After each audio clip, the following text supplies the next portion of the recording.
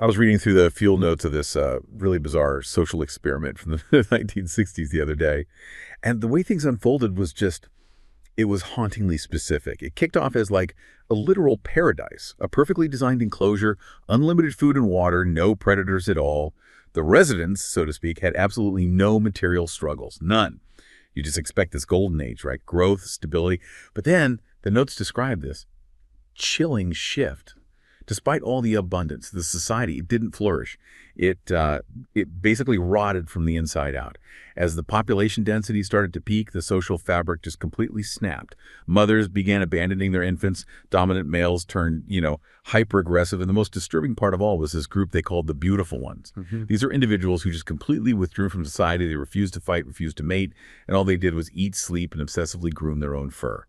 Just isolating themselves in this incredibly crowded world. Sounds like a dark satire of modern urban life, Maybe a commentary on the million hikikomori withdrawing into their bedrooms in Japan, or the fact that depression rates have doubled for young adults in the United States. But this wasn't a study on humans. It was John B. Calhoun's Universe 25 experiment on rats. And the terrifying part isn't that this colony collapsed into what he called a behavioral sink. It's that when you look at our own cities, from the lonely high-rises in Tokyo to the sprawling, disconnected suburbs of Houston, it feels like we might be following the exact same timeline. That metaphor, the behavioral sink, it's so powerful, and it's deeply unsettling because of how easily you can see parallels with our own social stresses today.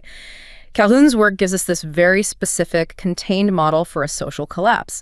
And it's a collapse driven not by a lack of stuff, but by the overwhelming pressure of just being too close to each other without any real community. So it wasn't a resource problem, it was a social problem. Exactly. What's crucial to understand is that the collapse came from the complete destruction of social roles, not a lack of resources. So our mission for this deep dive is to get right into that problem. We need to analyze the sociological forces that are driving this social fragmentation, this isolation in our modern, high-density, high-stress world all across the globe. And most importantly, we're going to investigate the design principles and the community engagement strategies, the actual real-world interventions and models of governance that offer a clear, viable way out of that sink. The antidote. We're looking for the antidote to the social isolation that feels like it's baked into the very design of our modern lives. Yeah, that image of the beautiful ones is one of those things that just sticks with you. So before we jump to the human world, let's really unpack this scientific dystopia. John B. Calhoun, the ethologist, he built Universe 25 back in 1968. If you're looking through the glass on day one, what would you see? What was this setup? It was an engineer's dream of a paradise, really, designed for maximum comfort and security. The habitat itself was this enclosed metal pen, and it was specifically calibrated to sustain a population of 5,000 mice. 5,000? 5,000. It had multiple levels you could get to by these spiral ramps, thousands of nesting cells, and this is the key part, constantly replenished supplies of food and water, all from automated dispensers. So everything was taken care of? Everything external was eliminated. No predators, no disease, no competition for resources, nothing. And it all started with just 8 healthy mice, 4 males and 4 females. The goal was simple. Just observe their population growth in a physically perfect environment. And for a little while, it was a golden age. Calhoun called it the strive phase, right? Absolutely. The initial stages, you saw this rapid exponential growth. For the first 100 days or so, the population doubled roughly every 55 days. Wow. Yeah, and the social norms were strong, they were healthy, they were functional. You saw proper grooming, established hierarchies, coordinated play, and really effective nursing of the young. This was the Utopia phase. The social software they'd inherited from their ancestors was still working perfectly in this new environment. So when did the cracks start to appear? It really sounds like the environment didn't fail them, their own society failed itself. What was that tipping point? The turning point, beginning of the slide into the behavioral sink, it started subtly. It was around the time the population passed about 500 individuals, and it really picked up speed past 600. And the key shift wasn't a depletion of food or water, it was the depletion of social space and privacy. Right. The rats were just constantly, unavoidably in each other's space. Every single social interaction became difficult, aggressive, just draining. So proximity became toxic. What were the first sort of visible signs of this breakdown? What were the behaviors that emerged in this stressful, crowded world?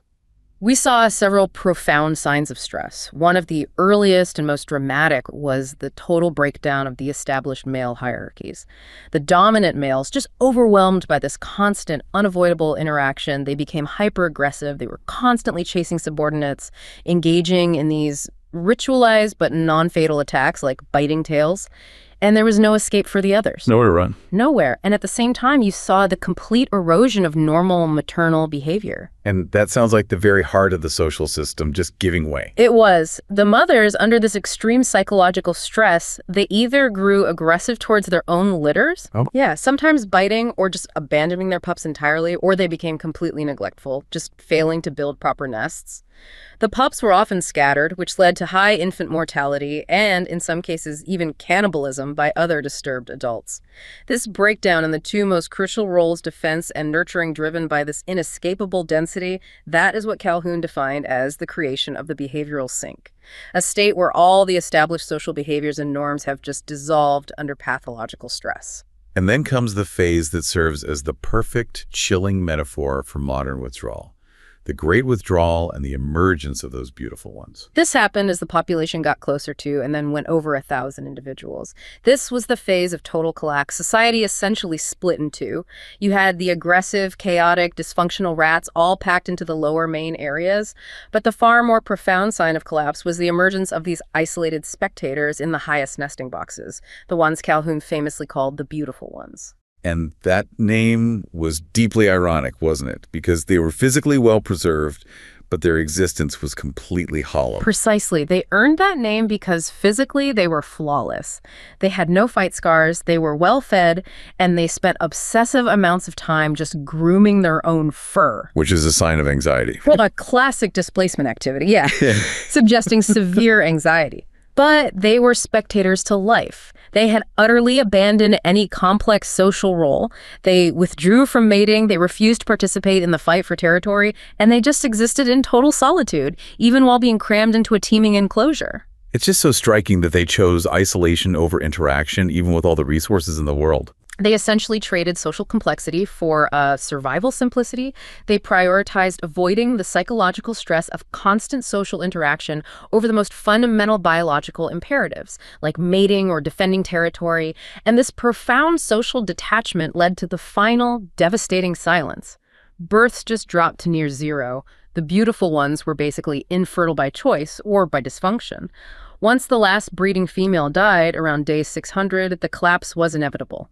The entire colony, despite infinite resources, it collapsed and perished within 2 years. Wow. The physical environment was perfect, but the social environment had become toxic and completely unlivable. You know, the immediate takeaway from Universe 25 is just profoundly grim. And like we said at the top, when this research first came out in the late 60s, it landed right in the middle of all those global anxieties about the population boom. It really validated a very pessimistic viewpoint. It absolutely did. Works like The Population Bomb were huge at the time, and Calhoun's results were seized on. They were used to fuel these deterministic predictions that human society, if it kept growing exponentially, would inevitably face a total social collapse, maybe even as soon as the early 21st century. Right. The early interpretation was very straightforward. High physical density equals inevitable social ruin. Biological imperatives break down, and the human behavioral sink is waiting for us all. And yet, we have to remember, Calhoun's original goal wasn't just to predict doom and gloom. He was actually looking for adaptation. This is such a crucial historical nuance. While his results were disturbing, Calhoun's stated long-term goal was actually an expression of technological optimism. He genuinely wanted to demonstrate adaptation. He even proposed to make an ape out of a rat. What does that even mean? He theorized that density pressures should force innovative social complexity, new divisions of labor. It should compel the species to evolve and find new, more sophisticated roles, rather than just collapse. He really believed humanity was a positive animal, capable of profound innovation when under pressure. But history didn't really play out that way. We didn't see universal social collapse, even in hyperdense cities like Hong Kong or Singapore. So the sociological consensus started shifting away from that simple density equals collapse model. Why did that happen? The major shift came when researchers tried to replicate the pathologies observed in the rats, the heightened aggression, the breakdowns in parenting in human populations. They looked at metrics like crime rates, divorce, psychological stress in really high-density urban areas, and what they found was inconsistent. It failed to show a clear, linear correlation. So the tide started to turn in the 1970s. The thinking became that the rat model wasn't a perfect one-to-one map for human behavior. Exactly. The work of an environmental psychologist named Jonathan Friedman was really instrumental here. He conducted these controlled experiments with high school and university students, putting them in rooms under different conditions of density, some very crowded, some sparse, and he measured things like how well they did on tasks, their stress levels, their comfort. And his conclusion was that he found no significant appreciative negative effects that were directly attributable to high density, which suggested that the simple physical measurement of people per area wasn't the primary reason for social problems in humans. And this forces us to make a really crucial academic distinction.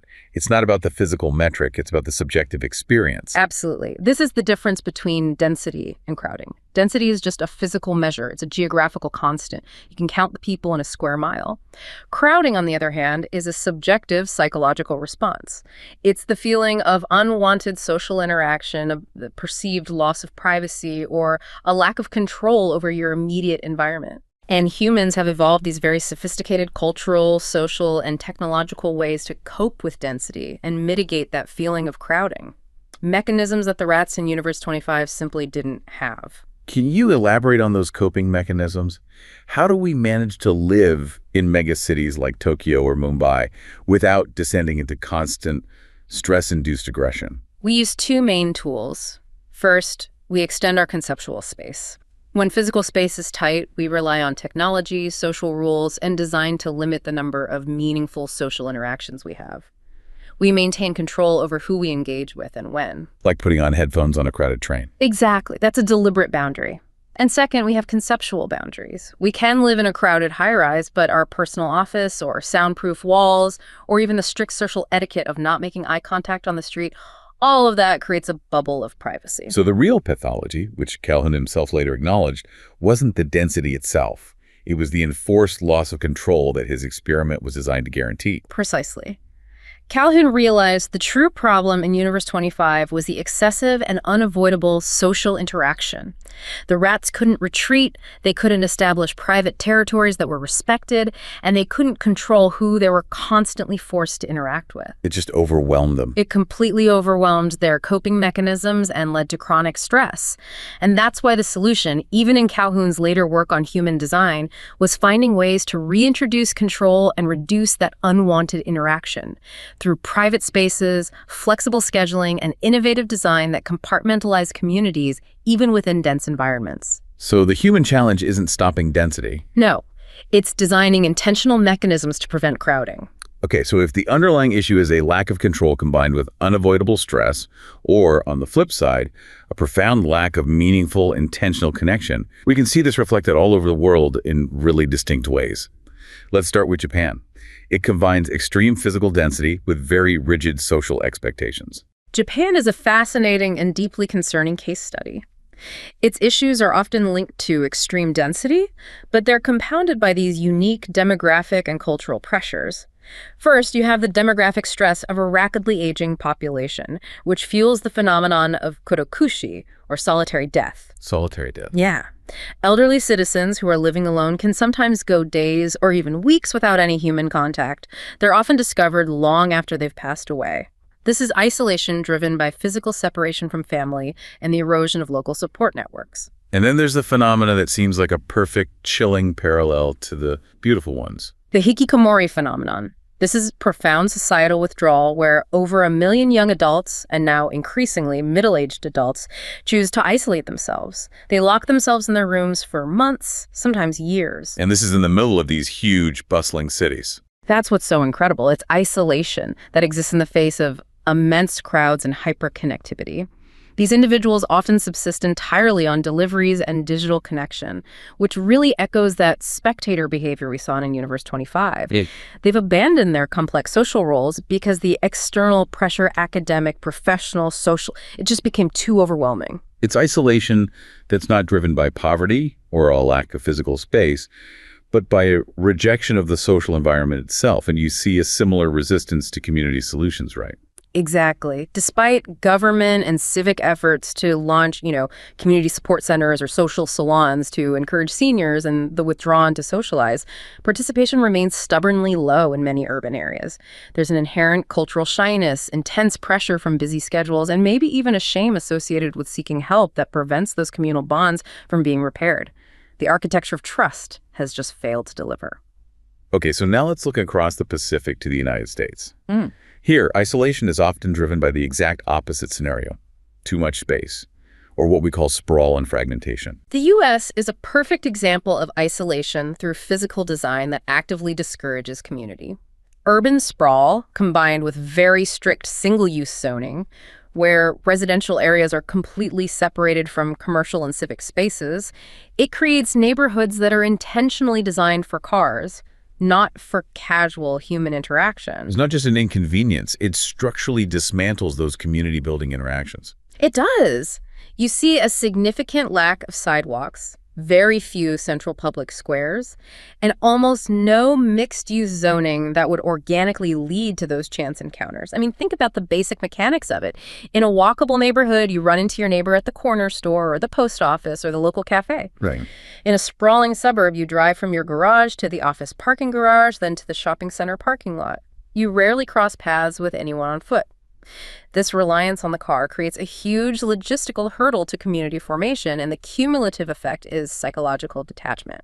And what are the measurable psychological effects of this kind of pervasive disconnection in the U.S.? The data is pretty stark. Studies are showing a doubling of clinically diagnosed depression and anxiety rates among young adults just over the last 2 decades. We also see visible social erosion in major cities, these extreme wealth disparities where luxury high-rises stand right next to tent cities.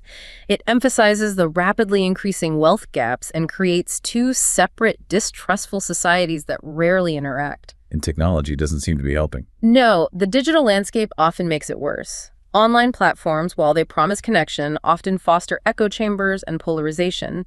They shrink that essential circle of empathy and contribute to the decline of traditional civic institutions. And moving to China, we see a country that went through probably the most rapid transition on Earth, which inevitably tore apart traditional social networks. China's massive rural-to-urban migration drive, moving hundreds of millions of people into new cities within a few decades, has created immense social upheaval. Traditional, multi-generational family support networks were, in many cases, tragically severed. This created the really complex problem of left-behind children being raised by distant relatives or grandparents in rural villages while their parents work thousands of miles away. And at the same time, you have these lonely, aging parents left behind, living far from their working children. And even for the migrants who moved to the cities, living in a high-density environment doesn't automatically create a community. No, quite the opposite. Crowded high-rise apartments, which are the architectural standard of modern Chinese urbanization, they replace the intimate, tight-knit courtyard homes, the siheiwan, that once fostered daily neighborly contact and mutual support. So what was the result? Sharp increases in reported loneliness among senior citizens and migrant workers in these new urban environments, despite the high physical density.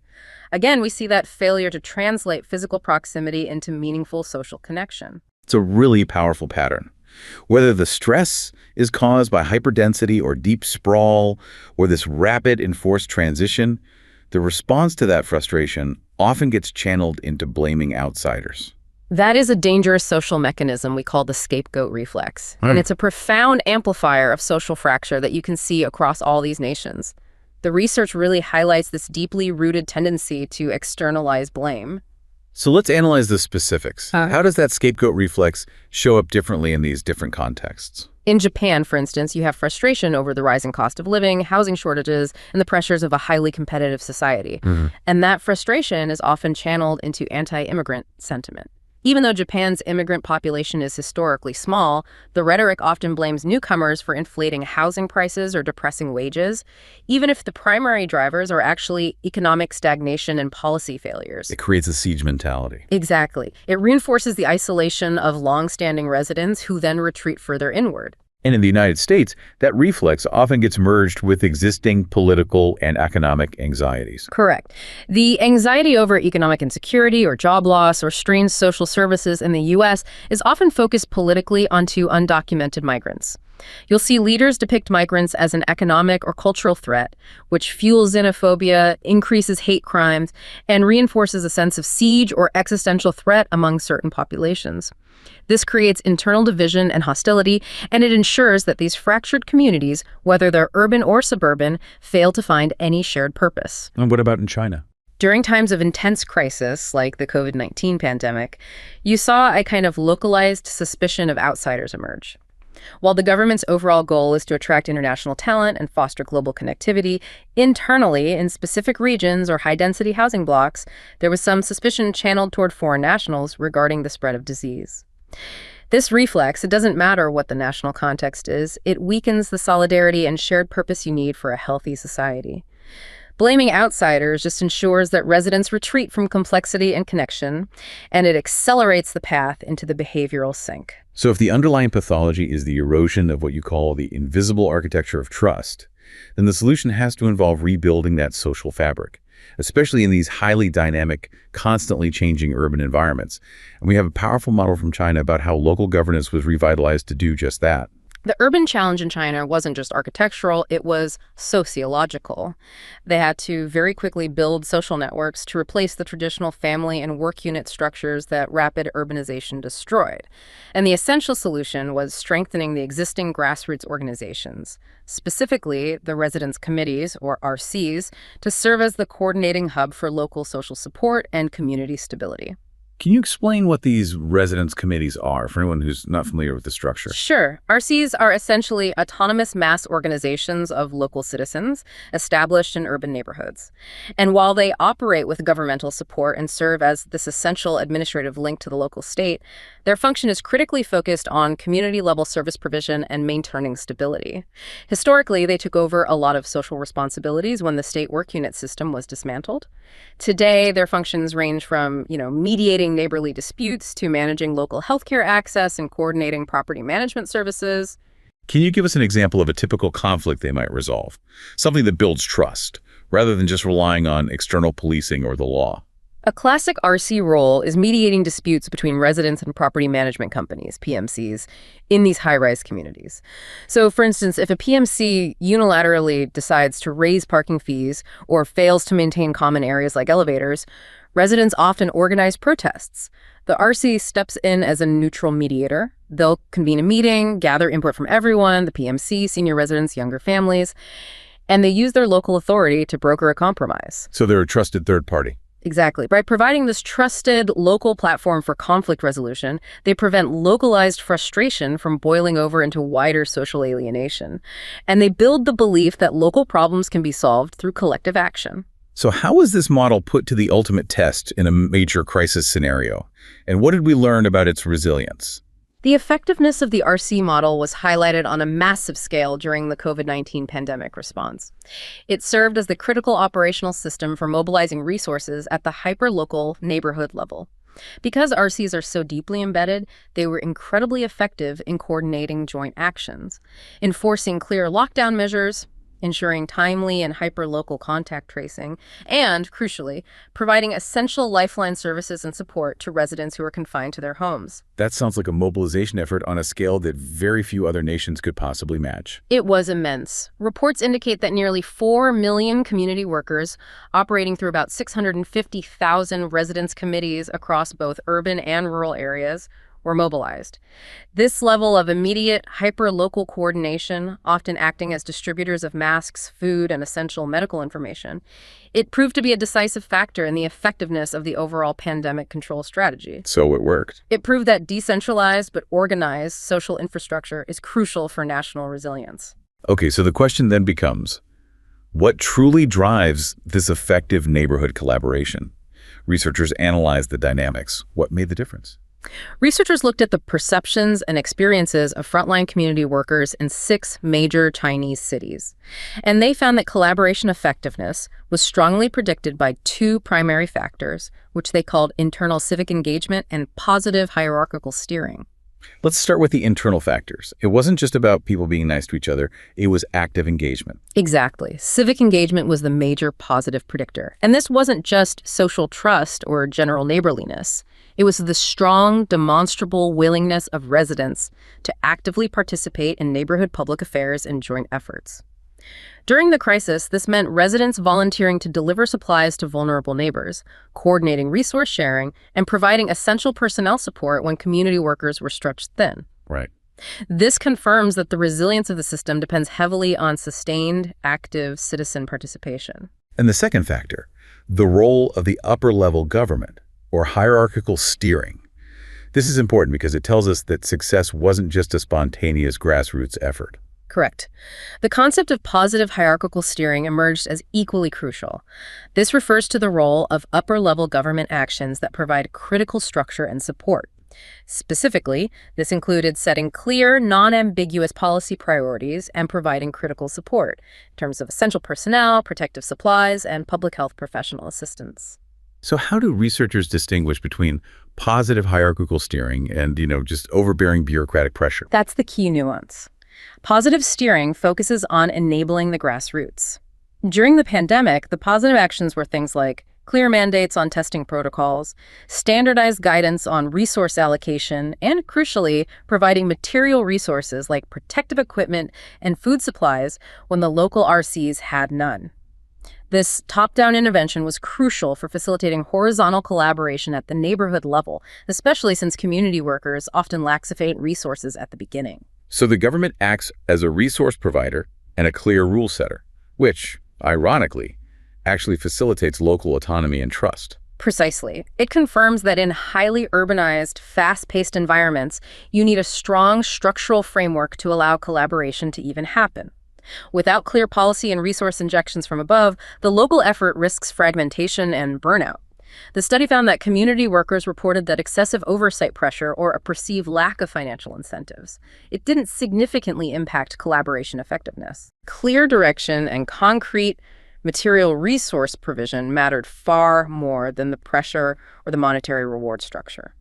And were there variations in how this model performed across different types of urban environments? Yes, there were notable geographical differences.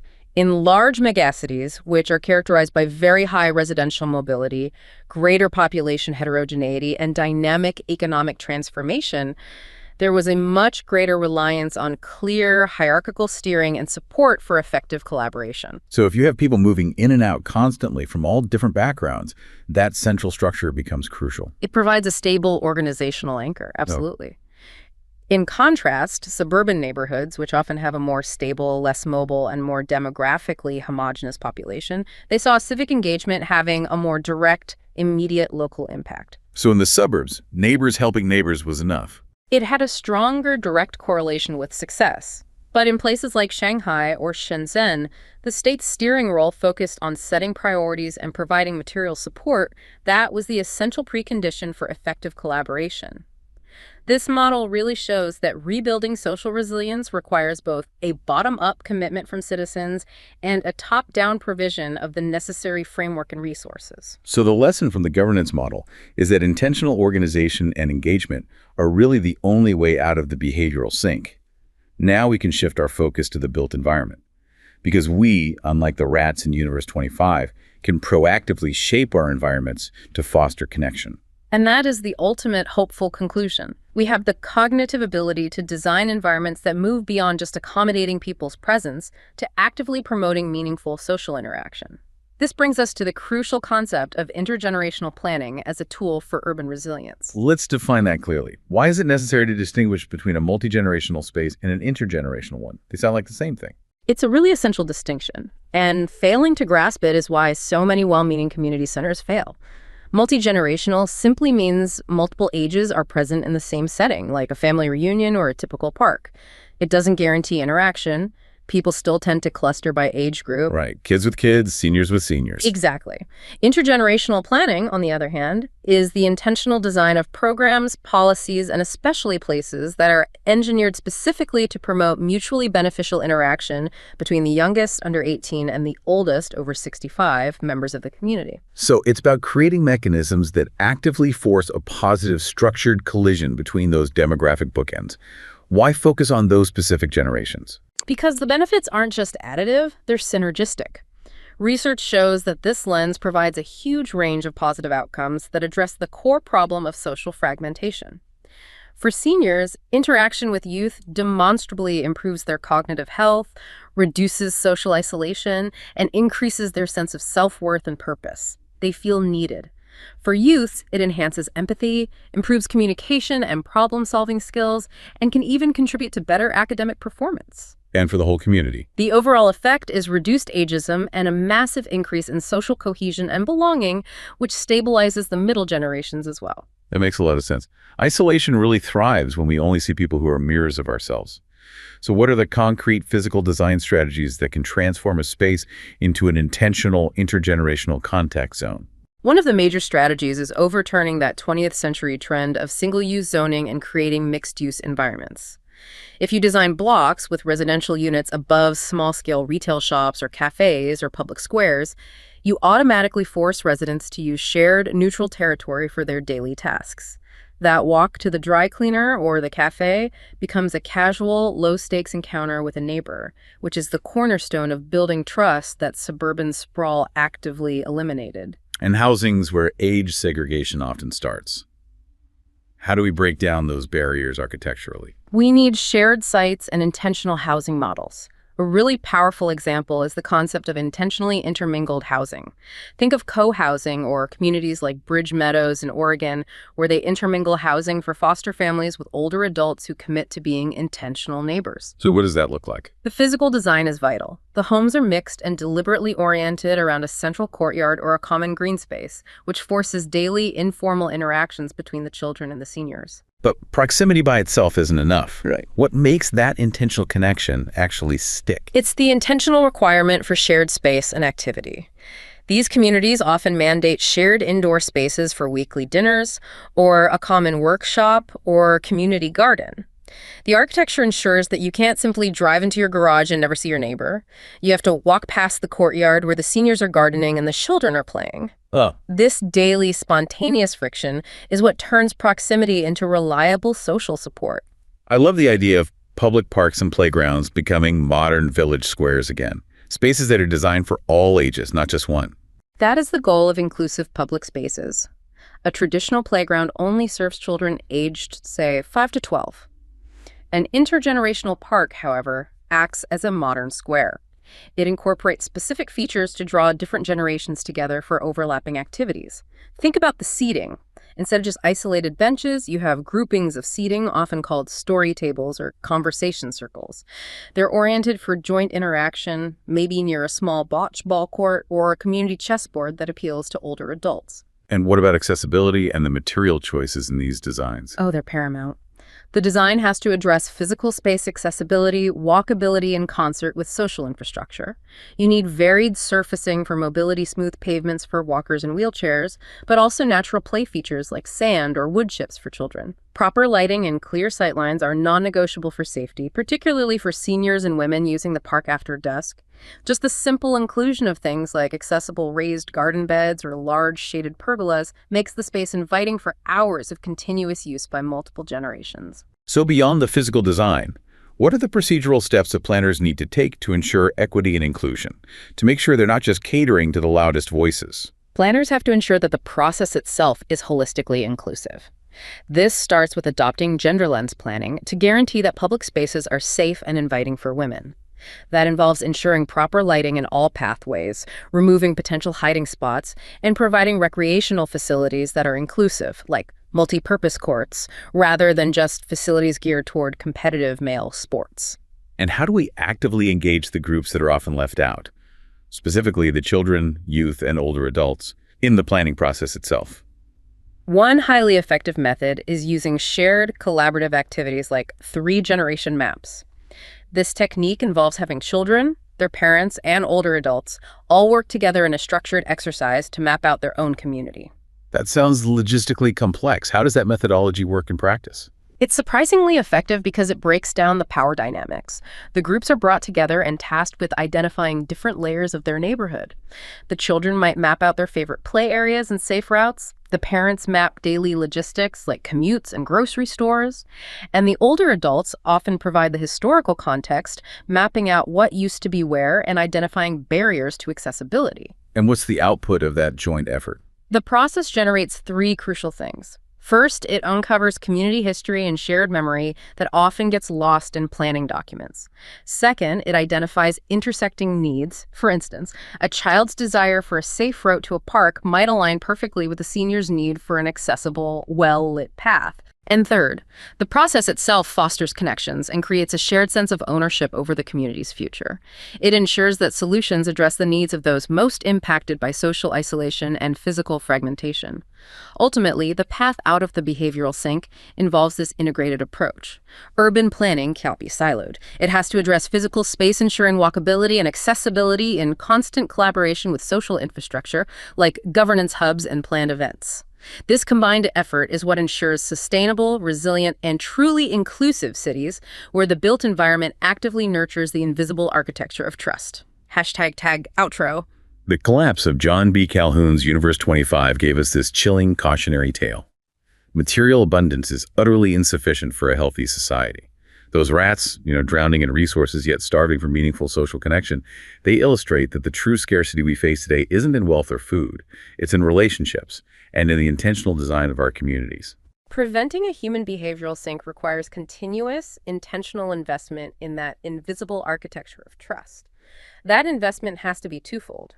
Through intentional urban design, like creating intergenerational contact zones and shared sites that compel positive interaction, and through highly effective collaborative governance models that prioritize civic engagement supported by strong, clear, hierarchical steering. We have to recognize that our relationships, our shared spaces, and our collective sense of purpose are, in fact, our greatest and most essential resource for navigating the stresses of modern density and complexity.